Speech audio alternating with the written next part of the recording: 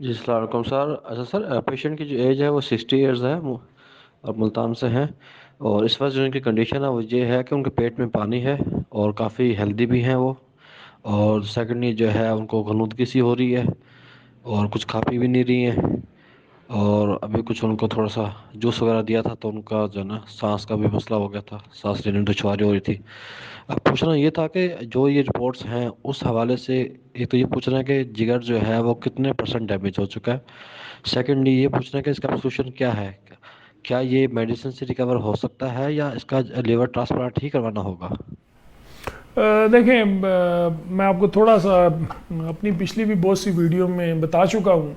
अगर आप YouTube पे हमारे चैनल में जाके देखें तो आपको एक डिटेल डिस्क्रिप्शन मिल जाएगा। जब लिवर एक दफ़ा सिकुड़ जाता है, तो ये सिकुड़ने का अमल जो है ये 15 साल लेता है, जब लिवर को आहिस्ता आहिस्ता डैमेज होता रहता है। और उसके बाद जिगर सख्त हो जाता है, साइज़ में छोटा हो जाता है, इसकी सरफेस दानेदार हो जाती है। इस चीज़ को हम कहते हैं लिवर सिरोसिस। तो सिकुड़ा हुआ लिवर कभी भी वापस नॉर्मल नहीं होता।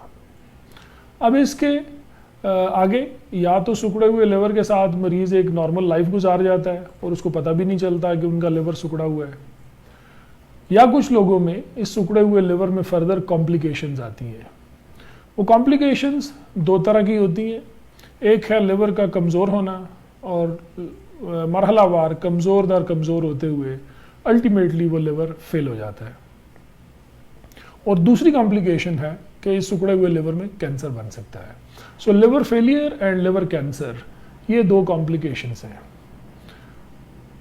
लिवर फेलियर जो है, जैसे मैंने कहा, स्टेप वाइज होता है। तो पेट में पानी आना, गलूदगी के दौरे पड़ना या बेहोशी हो जाना, टांगें सूज जाना, पीला यरकान हो जाना, खून की उल्टियाँ आना, काले पखाने आना, ये वो अलामात हैं जो जिगर के कमज़ोर होने को ज़ाहिर करती हैं।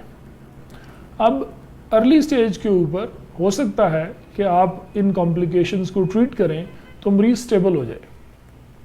स्टेबल होने का ये मतलब नहीं है कि उसका लिवर वापस एक नॉर्मल लिवर की तरह हो गया है। स्टेबल होने का मतलब ये है कि वो लिवर सिकुड़ा हुआ ही है, लेकिन ये कॉम्प्लिकेशंस दवाइयों से मैनेज हो गई। लेकिन कुछ अरसे के बाद लिवर और कमज़ोर होगा, ये चीज़ें वापस आएंगी। और फिर जैसे जैसे वक्त के साथ साथ लिवर का फंक्शन कमज़ोर होता जाता है, ये वाली कॉम्प्लिकेशन बार बार आती हैं, ज़्यादा सीरियस होती चली जाती हैं, और फिर आपको ट्रांसप्लांट की ज़रूरत पड़ती है।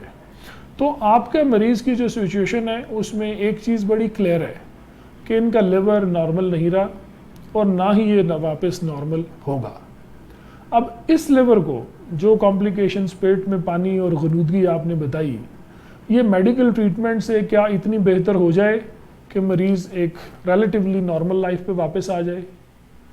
अगर तो दवाइयों से ऐसा हो जाता है, पानी गायब हो जाता है, गलूदगी से मुकम्मल तौर पे निकल आते हैं, उनकी day to day life normal हो जाती है, तो आपको टाइम मिल जाएगा, शायद ट्रांसप्लांट करवाने की कोई जल्दी नहीं होगी। लेकिन अगर ये चीज़ें दवाइयों से ठीक नहीं होती तो फिर इसका मतलब है कि ट्रांसप्लांट का टाइम ऑलरेडी आ चुका है।